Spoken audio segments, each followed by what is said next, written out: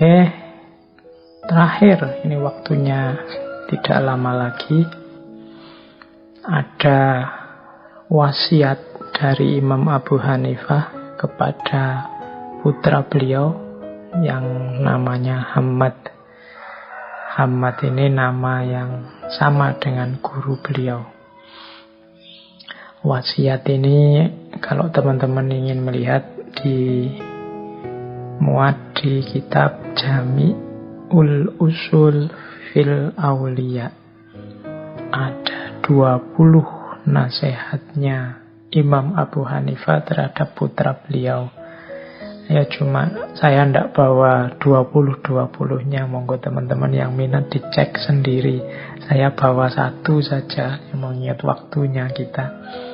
Jadi ini mungkin wasiat yang ke-19 atau 20. Wasiat terakhir, wasiat terakhir dari Imam Abu Hanifah.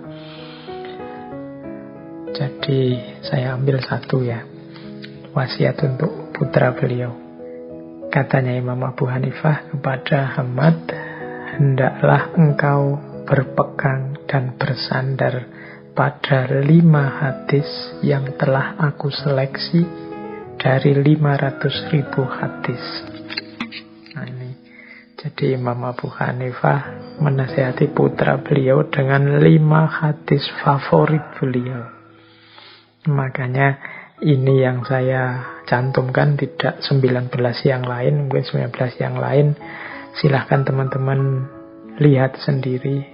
Insya Allah isinya baik-baik. Apa sih 5 hadis favoritnya Imam Abu Hanifah yang beliau menyeleksi dari 500.000 hadis? Yang pertama adalah innamal a'malu binniyat wa innama likulli imri'in ma nawa. Sesungguhnya amal perbuatan itu tergantung niatnya. Jadi ini teman-teman pastinya sudah ngerti ya. Jangan lupa niat yang baik. Dalam hidup kita ada banyak aktivitas, ada banyak kegiatan. Kegiatan itu bisa bernilai ibadah, bisa bernilai sekedar capek, bisa bernilai hasil duniawi, bisa bernilai dan macam-macam. Semuanya kuncinya di niat. Nanti itu hadisnya sebenarnya panjang, termasuk ya barang siapa. Kalau niatnya hanya dunia, ya hanya itu saja yang diperoleh. Kalau niatnya hanya perempuan untuk dinikahi, mungkin ya hanya itu saja yang diperoleh. Kuncinya tetap ada pada niat. Maka bersihkan pikiran, apapun aktivitas, nawaitunya harus nawaitu yang terbaik. Apa sih nawaitu yang terbaik itu? Ya selalu lillahi ta'ala. Jadi puncaknya niat itu selalu lillahi ta'ala. Maka innamal a'malu binniyat. Begitu kita lillahi ta'ala, insya Allah nanti buahnya amal kita tidak hanya hasil kalkulasi duniawi konkret, tapi juga di situ ada manfaat, ada barokah, ada ridho dari Allah. Jadi yang pertama ini favoritnya Imam Abu Hanifah yang dinasihatkan kepada putra beliau. Yang kedua, min husni islamil mar'i tarkuhu ma la ya'ni. Di antara ciri kebaikan Islamnya seseorang adalah meninggalkan apa-apa yang tidak ada gunanya, tidak ada urusannya dengan dirinya. Jadi hadis ini dinasihatkan oleh Imam Abu Hanifah kepada putra beliau untuk mengingatkan putranya, mungkin ya dengan kata lain, wahai anakku, jangan disibukkan oleh hal-hal yang tidak ada gunanya. Muslim yang baik itu meninggalkan apa-apa yang tidak ada gunanya. Tidak ada gunanya saja jangan, apalagi yang jelek-jelek. Jadi tarkuhu mala yakni. Tidak ada gunanya, tidak ada manfaatnya, mungkin ya tidak ada hubungannya dengan dirinya untuk peningkatan kualitas dirinya dan lain sebagainya. Jadi tarkuhu mala yakni. Kita itu kan sering hari ini sibuk, capek, hilang pikiran, hilang tenaga untuk hal-hal yang sebenarnya tidak secara langsung ada manfaatnya untuk kita. Tarkuhu mala yakni. Capek mengembangkan konflik, capek mencari kesalahannya orang lain, capek menunggu kejatuhan orang yang kamu benci dan lain sebagainya. Maka yuk ditinggal yang tidak ada gunanya. Ngapain hidup kita isi dengan yang manfaat-manfaat. Yang ketiga, la yu'minu ahadukum hatta yuhibbu li akhihi ma yuhibbu li nafsi. Tidak beriman seseorang di antara kalian sampai dia mencintai saudaranya seperti mencintai dirinya sendiri. Ini kalimatnya agak dahsyat. La yu'minu, tidak beriman. Jadi kalau kita tidak mencintai saudara kita seperti kita mencintai diri kita sendiri, iman kita dipertanyakan. Ya mudahnya penjelasannya seperti tadi. Kalau kita tidak mau disakiti, jangan menyakiti orang lain. Karena menyakiti orang lain menunjukkan kita tidak cinta pada orang lain. Kenapa kita tidak mau disakiti? Karena kita cinta pada diri kita. Kalau tidak mau dirimu dicaci, ya jangan mencaci orang lain. Karena apa kamu tidak mau dicaci? Karena kan kau cinta sama dirimu. Maka perlakukan hal yang sama kepada orang lain. Kalau tidak mau dicubit, ya jangan nyubit. Tidak mau dipukul, jangan mukul. Tidak mau dicaci maki, jangan mencaci maki. Tidak mau dihasuti orang, tidak mau difitnah orang, jangan memfitnah. Kenapa? Yu'minu ahadukum hatta yuhibbu li akhihi ma yuhibbu li nafsi. Cintailah saudaramu. Maka peradaban Islam, peradabannya umat Islam itu harusnya isinya adalah orang-orang yang saling mencintai. Oke, bukan orang-orang yang saling memarahi, bukan orang-orang yang saling caci maki, bukan orang-orang yang saling mencari kesalahan, bukan orang-orang yang saling ingin menang sendiri. Kalau fenomena ini ada, berarti keimanan kita harus disempurnakan lagi. Hadis yang ketiga favoritnya Imam Abu Hanifah. Hadis yang keempat. Nah, ini nasihat untuk menjaga diri. Innal halala bayyinun wa innal harama bayyinun wa bainahuma umurun mutasyabihat mustabihat la ya'lamuhunna katsirum minan nas famanittaqas syubuhat istabarra lidinihi wa irdihi wa man waqa'a fis syubuhat waqa'a fil haram.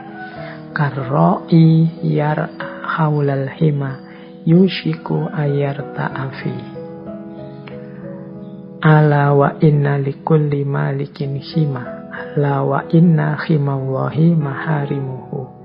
Ala wa inna fil jasadi mudwatun idza soluhal jasadu kulluhu wa idza fasadat fasadal jasadu kulluhu.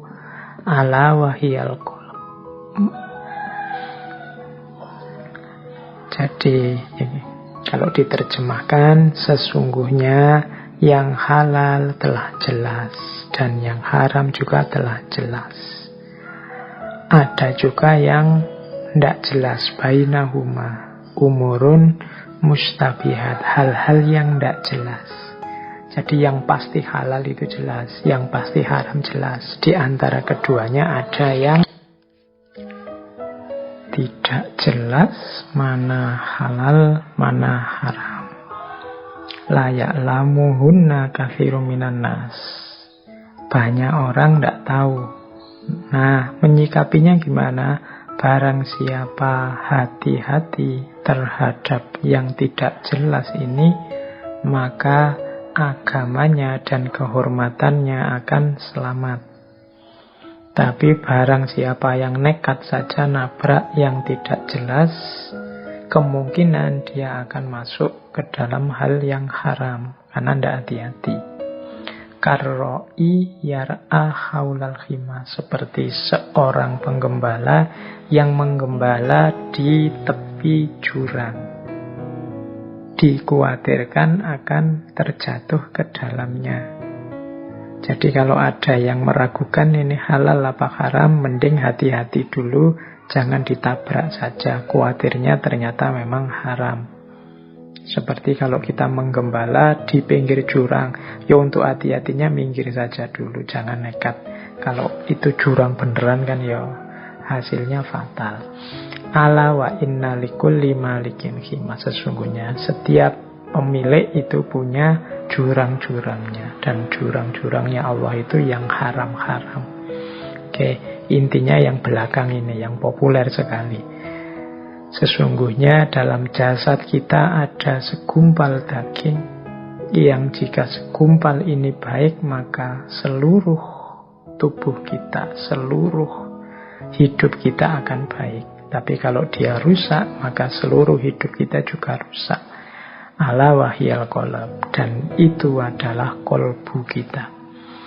Jadi ini dijelaskan panjang lebar kalau teman-teman belajar di tasawuf, bagaimana vitalnya, bagaimana pentingnya qalb ini.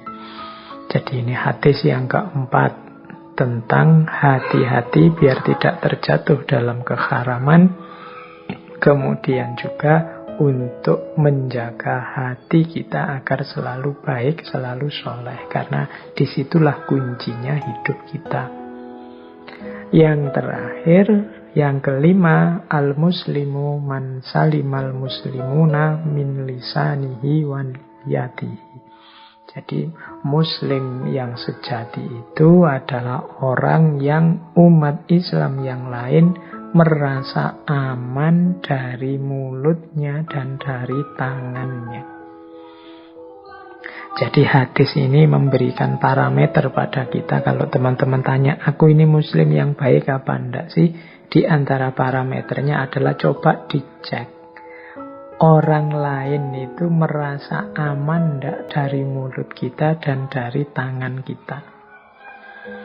Nah, kalau mereka aman, mau dekat-dekat dengan kita, enggak mungkin kita menyakiti dia baik lewat mulut atau lewat tangan kita, ya insya Allah kita muslim yang baik. Nah, hari ini kan kadang-kadang mungkin karena kita suka menjelek-jelekkan orang, atau suka mencaci orang, atau suka memfitnah orang, itu kan berarti orang tidak aman dari lisan kita, sehingga mereka terus menjauh dari kita. Misalnya, jangan deket-deket itu, kalau ngomong nyelekit. Jangan deket-deket dia, kalau maki-maki membuat kita tersinggung dan lain sebagainya. Itu berarti tidak salimah. Orang muslim yang lain tidak aman dari mulut kita, apalagi dari tangan kita, disakiti, dipukuli, dirusak dan lain sebagainya. Kalau masih ada ini, ya berarti keislaman kita belum baik. Karena muslim itu cirinya adalah yang lain aman, nyaman, tidak khawatir tersakiti oleh mulut kita maupun oleh tangan kita.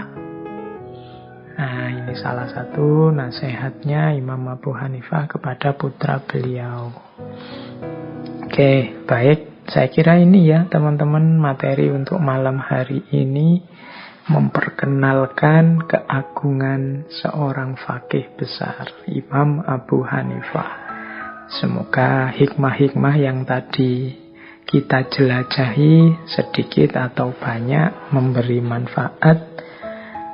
Syukur-syukur ada maslahat sosial yang bisa kita ambil dari sana. Baik teman-teman, kita lanjutkan lagi ngaji kita minggu depan. Untuk malam hari ini saya kira cukup. Mohon maaf kalau ada yang keliru-keliru, yang salah-salah. Monggo disampaikan saja kalau memang ada yang keliru, ada yang salah, atau ada yang ingin ditambahkan. Kurang lebihnya mohon maaf. Wallahul muwafiq, wallahu a'lam bissawab. Wassalamualaikum warahmatullahi wabarakatuh.